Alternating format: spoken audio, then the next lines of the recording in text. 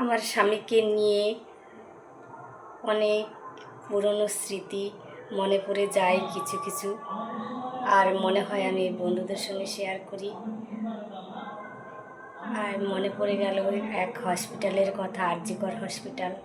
সেখানে আমার স্বামীকে ভর্তি করেছিলাম, আর সেই হসপিটালের যা ব্যবহার, সেই কথা দগ্ধে দগ্ধে মনে পড়ে যায়। আমি অন্তত 15টা হসপিটাল আমার স্বামীকে নিয়ে ঘুরেছি। তো আরজিকরের কথা বলছি।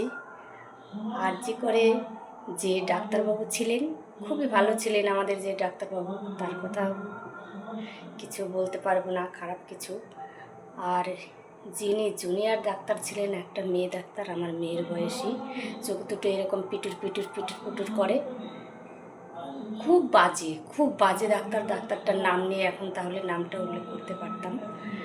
আর ছিল আয়ারা, ছেলের লেডিস না জেন্টস রুম ছিল, তো তাই ছেলে আয়া ছিল, খুব বদমাশ ছিল। ওরা টাকা পয়সা ছাড়া আর কিচ্ছু চেনে না। 200 টাকা করে 2 দিন, দিনে নিত 200 টাকা, রাত্রে নিত 200 টাকা। আর যারা গরিব মানুষ তারা কোথায় পাবে? যদি 10-15 দিন বা 1 মাস তার থাকতে হয়, তাহলে তো অনেক টাকা পয়সার ব্যাপার হয়ে যায়। তো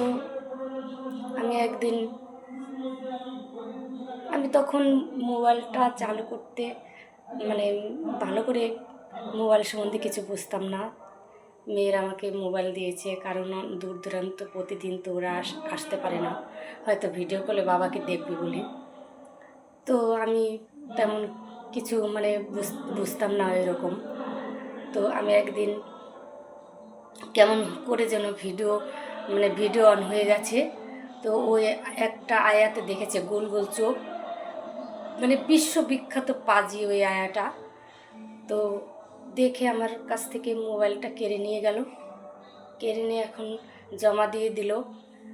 বলছে পুলিশের কাছে নিয়ে যাব পুলিশের কাছে নিয়ে যাব। কেন এরকম করলেন, কেন এরকম? এক্ষুনি পুলিশের কাছে নিয়ে যাব। আর মোবাইলটা কেড়ে নিয়ে গেল। তখন আমার খুব খারাপ লাগছিল, হাত পা কাঁপছিল।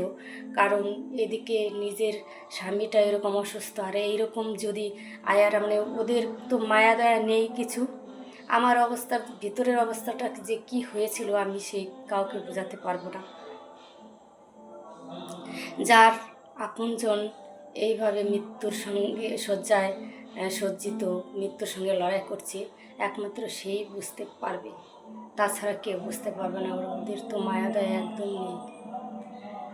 তা আমি অনেক হাতে পায়ে ধরে মোবাইলটা উদ্ধার করলাম।